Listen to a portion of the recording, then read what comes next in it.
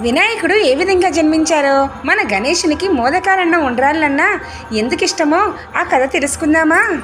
ఒకరోజు గజాసురుడనే అసురుడు తపస్సు చేసి శివుడిని మెప్పిస్తాడు.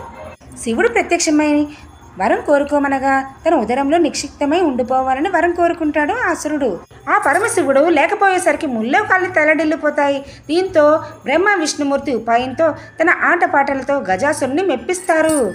ఆ గజాసురుడు వరం కోరుకోమని అడగ్గా విష్ణుమూర్తి బ్రహ్మ తన ఉదరములో ఉన్న శివుడిని విడిచిపెట్టేయమని అడుగుతారు. దీంతో తదాస్తు అని శివుడిని బయటకు వదిలేస్తాడు ఆ గజాసురుడు. శివుడు వస్తున్నాడని కబురు తెలిసి పార్వతీదేవి అభ్యంగన స్నానానికి సిద్ధమవుతుంది. అభ్యంగన స్నానం చేస్తున్నప్పుడు తన చేతిలో ఉన్న నలుగు పిండితోటి ఒక బాలుడికి తయారు చేస్తుంది. ఆ బాలుడిని ఎంతో ముద్దుగా ఉన్నాడు అనిపించి ఆ బాలుడికి ప్రాణం పోస్తుంది మన పార్వతీదేవి. ఆ బాలుడికి వినాయకుడు అనే పేరు పెడుతుంది. ఆ బాలుడి చేతికి కర్ర ఇచ్చి లోపలికి ఎవ్వరినీ రాకుండా చూడమని పార్వతీదేవి కాపలాగా ఉంచుతుంది మన వినాయకుడిని.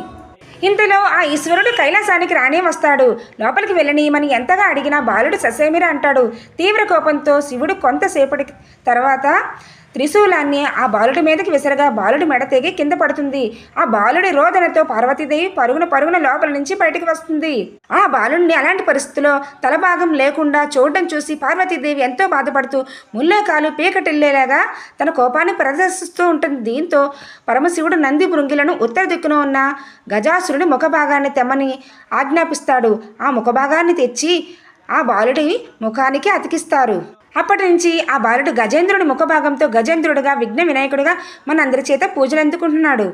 ఒకరోజు వినాయకుడికి ఆకలి వేయడంతో పార్వతీదేవికి ఏం చేయాలో తెలియక బియ్యాన్ని పిండి చేసి మోదకాలను ఉండ్రాలను తయారు చేస్తుంది. దీన్ని రుచి వినాయకుడికి ఎంతగానో నచ్చి రోజు చేసి పెట్టమని అడుగుతాడు. అప్పటి నుంచి వినాయకుడికి ప్రీతికరమైన అవుతాయి.